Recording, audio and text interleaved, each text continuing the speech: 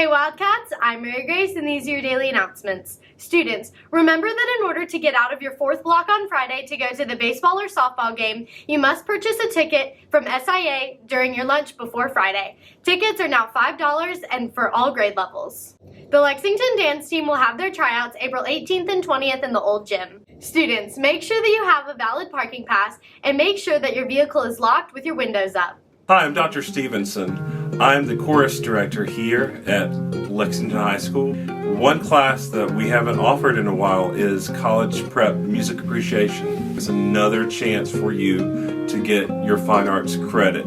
I want to focus this class as a music history of rock and roll class. We're going to study a lot of different musical artists, a wide variety, many genres. Some artists that you're going to know, some that you're not going to know. So we may go all the way from the Beatles to Beyonce, or from Elvis to The Weeknd.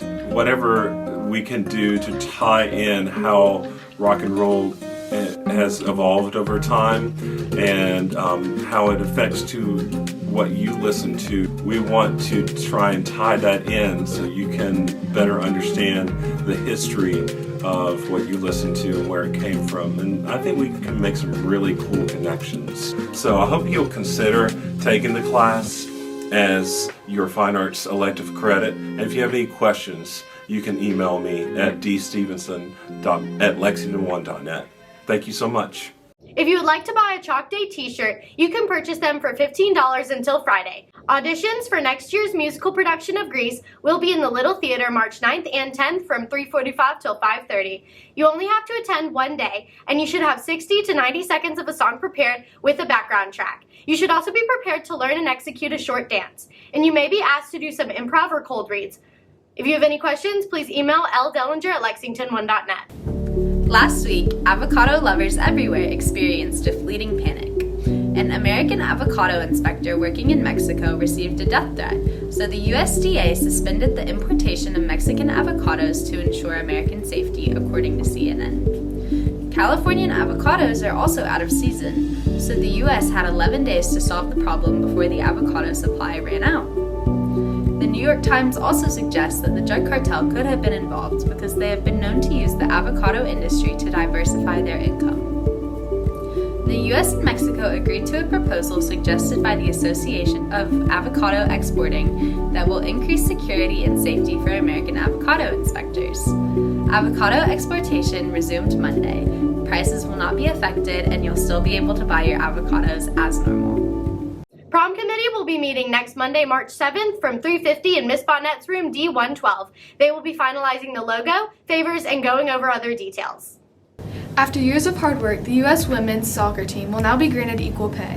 As of February 22nd, the U.S. soccer and United States women's national soccer team formed a $24 million agreement over equal pay between the men's team and the women's team.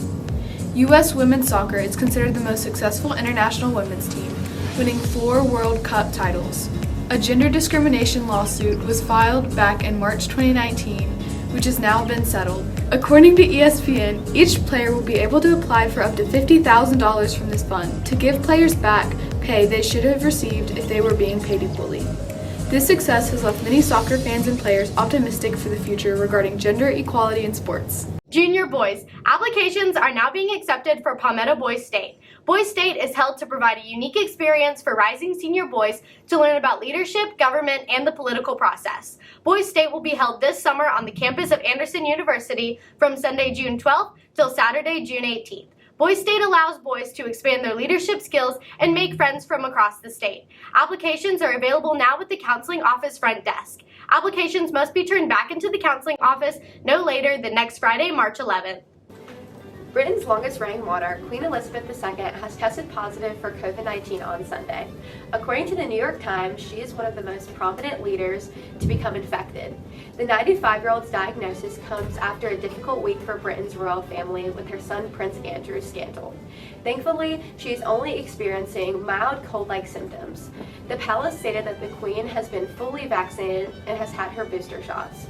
She will continue to receive medical attention and will follow all the appropriate guidelines. People in the UK who test positive for COVID-19 are required to self-isolate for at least 5 days, although the British government says it plans to lift the requirement for England this week. The Queen will be forced to cancel appearances at several key events this week as her doctor has ordered her to rest. People around the world are wishing her the best. Congratulations to our International Thespian Society for their outstanding performances at the State Theater Competition this past weekend.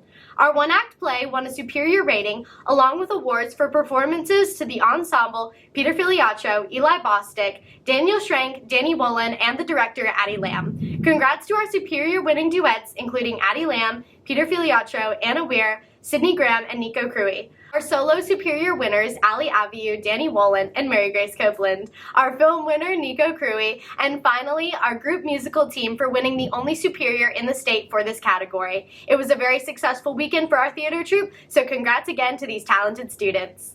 That's it for today. Have a wonderful day, Wildcats.